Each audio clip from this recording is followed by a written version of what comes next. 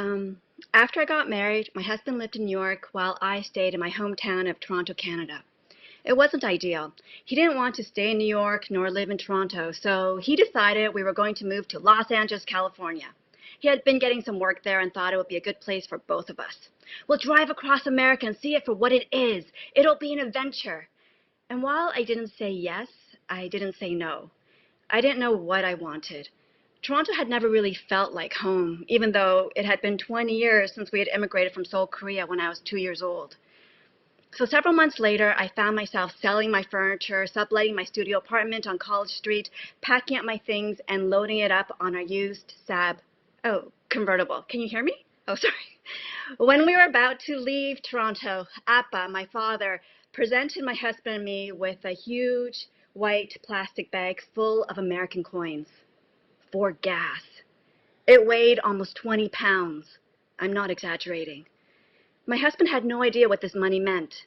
Appa had been saving American change for over 15 years from when I was 8 years old, when he became a corner store owner.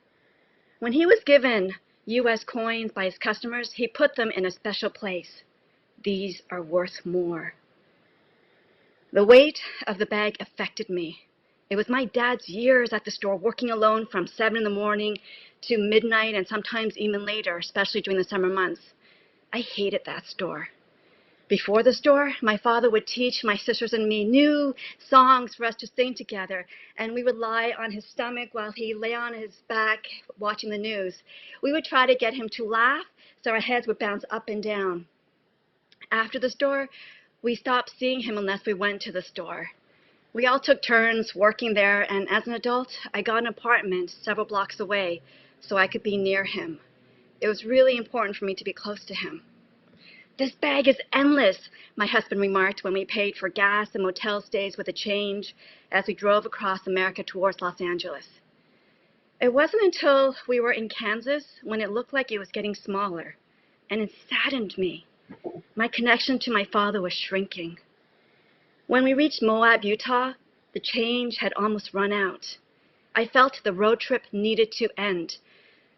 I also loved being in the mountains amongst the almost 2,000 sandstone arches, and I loved going whitewater rafting along the Colorado River, even though that summer it was unseasonably hot, so it was mostly drifting in the river, which felt right for me for where I was at emotionally. And I loved the tasty black beans a restaurant would serve as a side dish, even if I didn't order a main course. I want to stay here. MGB, my husband's nickname for me, was after the vintage British car. You can see the resemblance. We're going to see Tom in Las Vegas, and then stay with Jackie in her guest house in Malibu. Also, we can't afford to stay here. So as we drove away from Arches National Park, I sat in the passenger seat with my knees to my chest, crying these deep, deep sobs and unable to breathe. I realized I wanted those coins back. I wanted to drive back to everywhere we had come from and grab those coins and then go back to my father and give it to him and tell him, "I don't need these coins. I just want you." I wanted to not have immigrated to Canada, to stay in Seoul, Korea, to be with my extended family, to feel a sense of belonging where furniture, clothes, and food portions made sense.